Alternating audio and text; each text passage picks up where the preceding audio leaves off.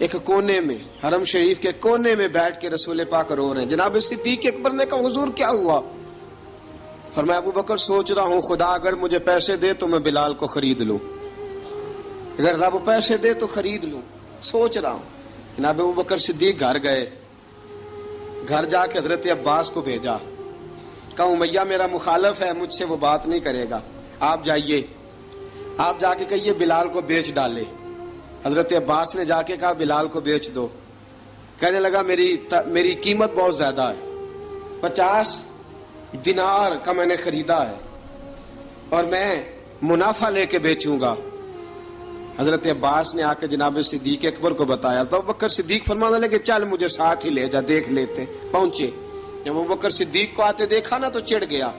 کہنے لگا ابو بکر اگر تو بلال کو خریدنا چاہے تو وہ جو تیرے پاس رومی غلام ہے وہ مجھے دینا پڑے گا، 2 لونڈیاں اس کے ساتھ دینی پڑیں گی، اور یہ 50 دینار کا ہے، میں تجھ سے 2000 دینار لوں گا. 50 دینار کا ہے، 2000 دینار لوں گا.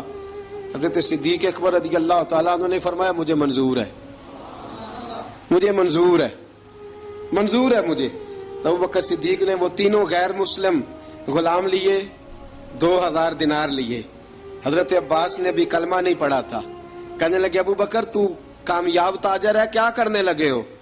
تو حضرت ابو بکر صدیق کہنے لگے آپ نے بھی کلمہ نہیں پڑھا، آپ کو اس سودے کا پتہ نہیں، آپ ابھی اس لذت آشنائی سے واقف نہیں، آپ نے بھی یہ ذائقہ چکھا نہیں، آپ ابھی اس راہ سے گزرے نہیں، آپ کو پتہ نہیں یہ بھی ایک ذائقہ ہے، یہ بھی ایک سودا ہے، یہ بھی ایک لذت ہے، یہ بھی ایک گہرائی ہے، یہ بھی ایک مزہ ہے، اس کا بھی آپ کو علم نہیں، آپ نے کلمہ نہیں نہ پڑھا.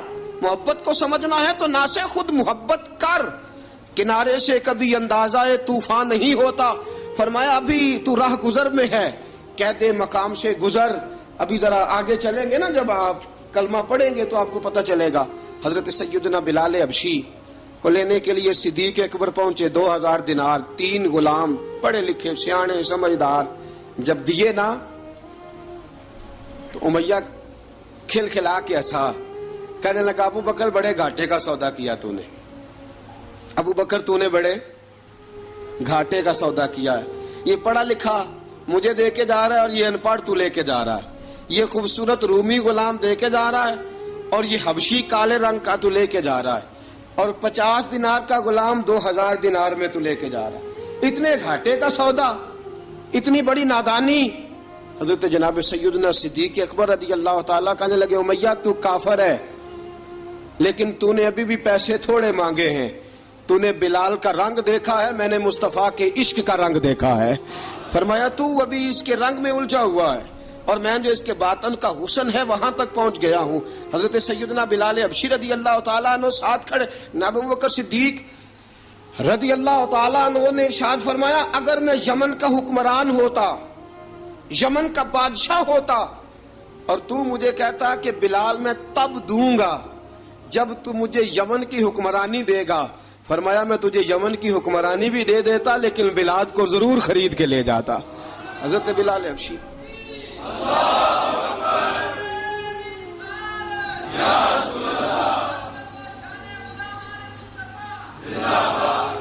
جناب سیدنا بلال حبشی حضرت سیدنا ابو بکر صدیق فرماتے ہیں جب میں بلال کو لینے گیا تو حال پتہ کیا تھا؟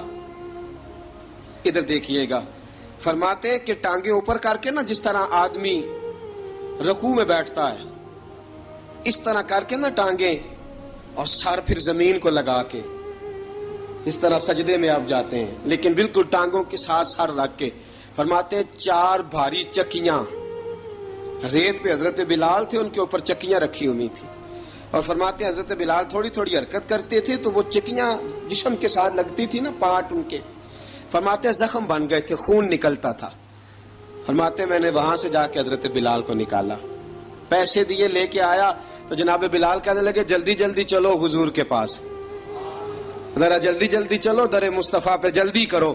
تو جناب سیدنا بلال حبشی رضی اللہ تعالیٰ عنہ کے جواب میں حضرت ابوبکر صدیق کہنے لگے بلال جلدی نہ کر، جب میں آیا تھا تو حضور تیرے لیے آنسو بہا رہے تھے، اگر تجھے اس حالت میں زخمی دیکھیں گے تو میرے مصطفیٰ کو اور زیادہ رونا پڑے گا، تو میرے ساتھ گھر چل، میں تجھے کپڑے پہناتا ہوں. میں تیرے زخموں پہ پٹی کرتا ہوں۔ حضرت ابوبکر صدیق مزاج شناسائے نبوت تھے نا، فرمایا چل میرے ساتھ، میں ذرا تیری مرم پٹی کر لوں، میں ذرا تیرا منہ دھو ڈال لوں، میں ذرا تجھے کنگھی کر لوں، تو میرے ساتھ چل۔ جناب بلال فرماتے ہیں جب سے پیدا ہوا تب سے غلام تھا، کبھی کسی نے میرے کپڑوں کی فکر نہیں کی تھی، مجھے تو امیہ 4 دن روٹی نہیں دیتا تھا۔ فرماتے ہیں جب میں گیا ابوبکر کے ساتھ، ابوبکر صدیق نے ایک چٹائی بچھائی، صدیق اکبر چٹائی کے اوپر میرے ساتھ بیٹھ گئے۔ فرماتے ہیں ابوبکر نے تیل منگایا، وہ تیل میرے زخموں پہ، ابوبکر صدیق نے وہ تیل میرے سر پہ، میری داڑھی پہ، فرماتے ہیں پھر کنگھا کیا۔ پھر ابوبکر صدیق نے ایک جوڑا منگایا، وہ کپڑے مجھے پہنائے۔ ابوبکر صدیق نے پگڑی منگوائی، وہ پگڑی کھول کے میرے سر پہ بندھوائی۔ فرماتے ہیں ابوبکر نے مجھے تیار کیا، فرمایا تو آج جا رہا ہے در رسالت مآب پہ، در رسالت مآب پہ، آج تو پہنچ رہا ہے حضور کے دروازے پہ، بن کے جوگن مدینے نو جاواں گی میں، جو بیتی نبی نو سناواں گی میں۔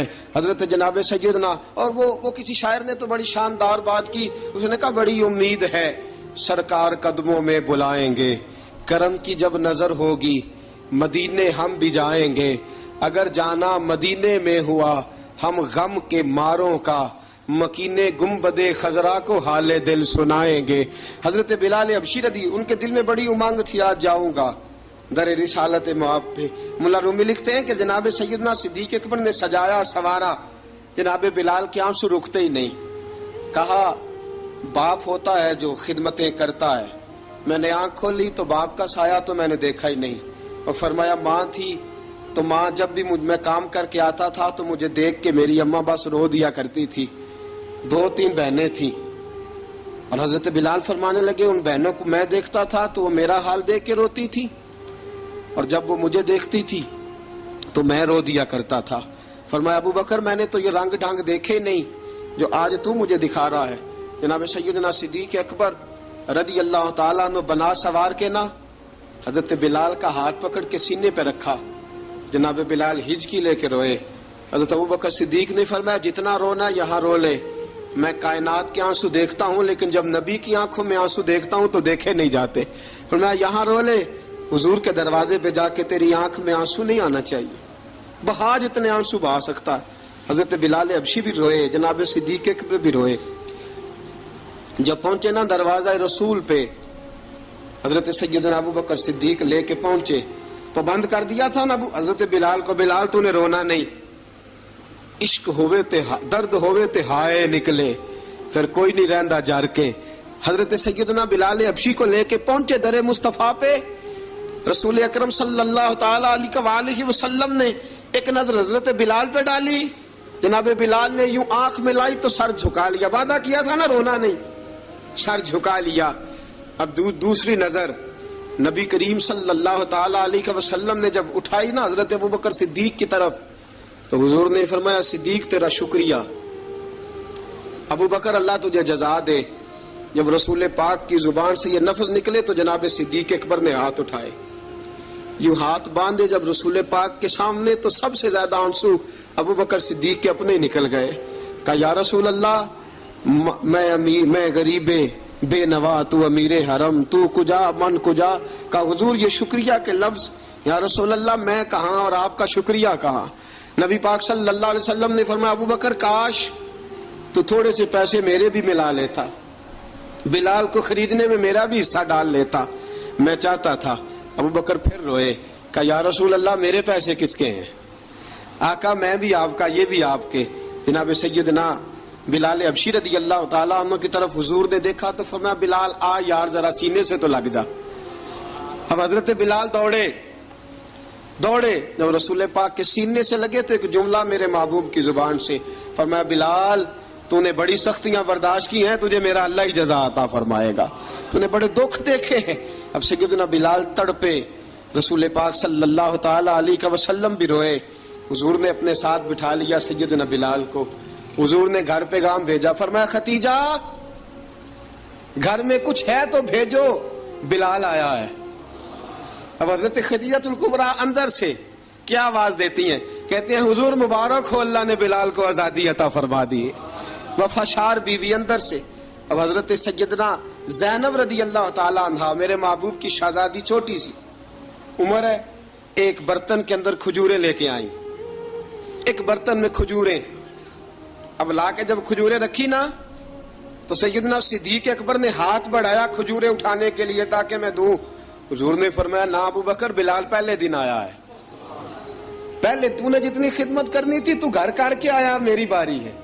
حضرت بلال حبشی فرماتے ہیں کائنات میں نے اتنا پیار کبھی دیکھا ہی نہیں تھا، 30 سال سے زیادہ میری عمر تھی، مجھے تو کبھی کسی نے پاس بٹھا کے کھانا کھلایا ہی نہیں۔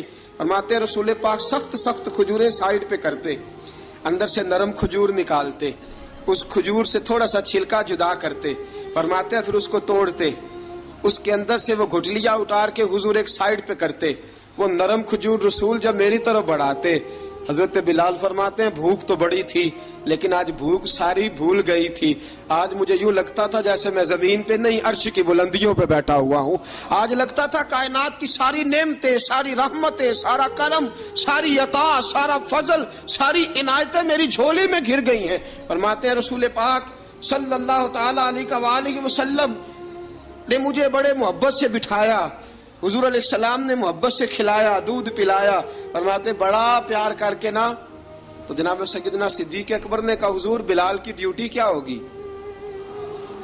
حضور بلال کی ڈیوٹی کیا ہوگی؟ حضرت بلال کہنے لگے حضور میں فارغ رہنے کا تو عادی نہیں، میں تو جفا کا آدمی ہوں، محنت کرنے والا، ڈیوٹی کیا ہوگی؟ رسول پاک نے فرمایا بلال یہ میرا گھر ہے، آج کے بعد میرا نہیں یہ تیرا گھر ہے۔ فرمایا میں مصروف ہوتا ہوں تبلیغ کے کاموں میں، گھر کیا لانا ہے وہ تیری ذمہ داری ہے، کہاں سے لانا ہے وہ بھی تیری ذمہ داری ہے، پیسے کہاں سے آئیں گے میں تجھے بتلاؤں گا، کہاں لگانے ہیں تجھے ایک دفعہ بتاؤں گا، پھر تو لایا کرے گا، تو ہی لگایا کرے گا۔ فرمایا میرا پرسنل سیکٹری بن کے رہے گا، تو خاص مقام تجھے دیا جائے گا۔ حضرت سیدنا بلال حبشی رضی اللہ تعالیٰ عنہ کو رسول اکرم صلی اللہ تعالی علیہ وسلم نے اس کام پر مقرر فرما دیا۔ اب دیکھیے حضرت بلال رضی اللہ تعالی عنہ جب در مصطفیٰ صلی اللہ تعالی علیہ وسلم پر پہنچ جاتے ہیں اور پہنچنے کے بعد کیا مسئلہ ہے جی، کیوں نہیں چل رہا؟ درود پاک پڑھیے الصلاۃ والسلام علیک یا کی گل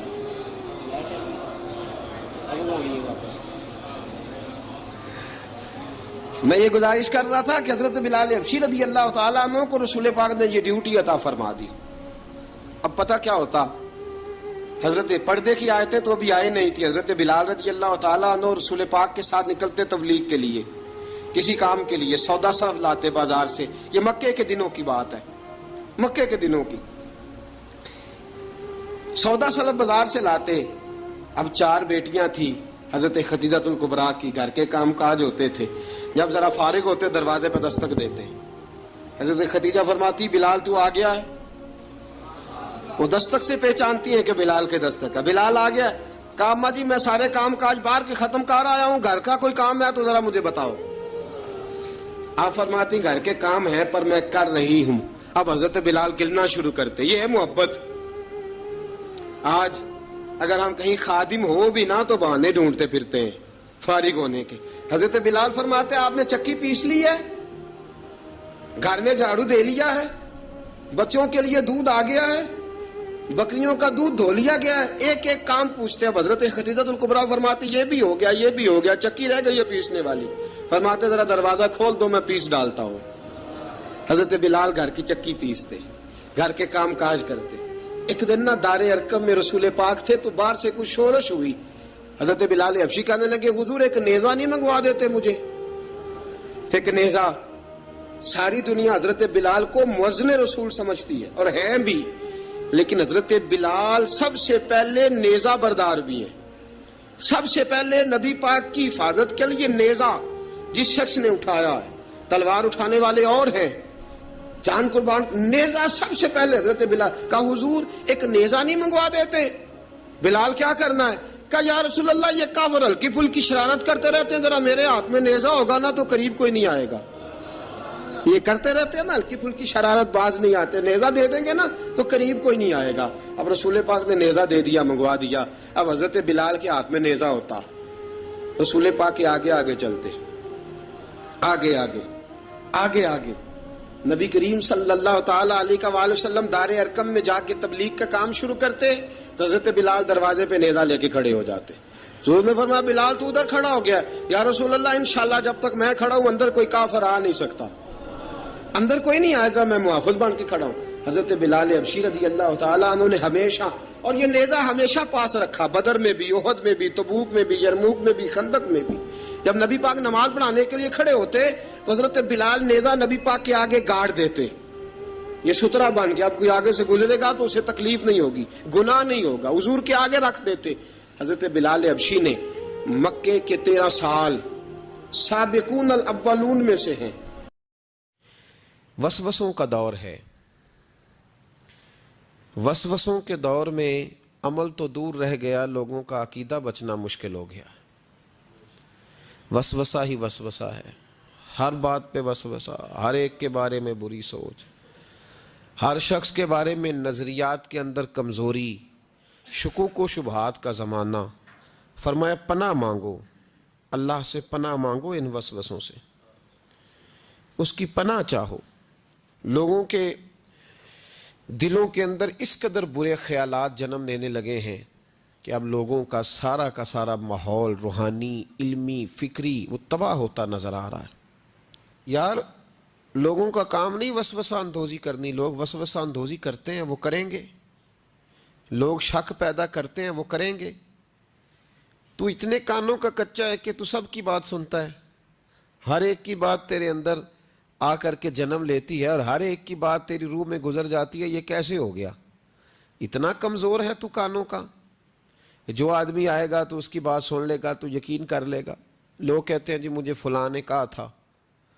اور یہ سارا معاملہ ہم نے ایمان، تیقن، یقین، صحبت کے بارے میں گڑبڑ کر لیا، ورنہ اپنی دنیا کے معاملے میں تو ہم آج بھی بڑے حساس ہیں. دنیا کے معاملے میں ہمیں وسوسے کوئی نہیں آتے. ایک شخص نے آ کے آپ کے کان میں کہہ دیا کہ تیرا 40 لاکھ کا مکان اچانک 30 لاکھ کا ہو گیا، تو مان لیتے ہو؟ تو اس نے تو وسوسہ ڈالا ہے، آپ نے مانا کیوں نہیں؟ اس نے کہا وہ میں نے دیکھا ہے ایک دیوار میں سوراخ ہو گیا ہے اور پینٹ اس کا گر گیا ہے، فلاں جگہ کمزوری آ گئی ہے، تو مکان 40 لاکھ کا تھا یکدم 30 لاکھ کا ہو گیا. مان لیا آپ نے؟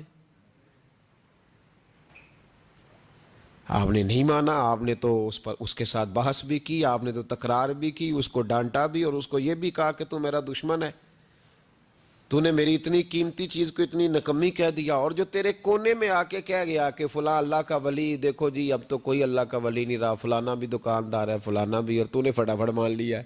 میرے بھائی غور کریں اور توجہ کریں بات پر. آپ سے بات کر رہا ہوں، اس کو ضرور سمجھیں. ہمارا یہ کس طرح کا ماحول ہے کہ دنیا کے معاملے میں کوئی شخص شک کا شکار نہیں. آپ چلے گئے سودا لینے، بڑی عام سی چیز آپ نے خرید لی، چلیں عین والا آم چھوڑ کے الف والا آم کریں تو آپ آم لینے چلے گئے، عام سی چیز آم لینے چلے گئے. آپ نے اس شخص کے ساتھ، اس نے کہا جی یہ تو میں 300 روپے کلو دوں گا، تو فوراً آپ نے دے دیا اس کو، کوئی وسوسہ نہیں آیا آپ کو. حالانکہ اس نے دلیل بھی دی کہ یہ یہاں کا نہیں ہے، یہ میرپور خاص سندھ سے آیا ہے، یہ فلاں جگہ سے ہے. تو آپ نے کہا نہیں بھائی یہ کیسے ہو سکتا ہے، اتنا مہنگا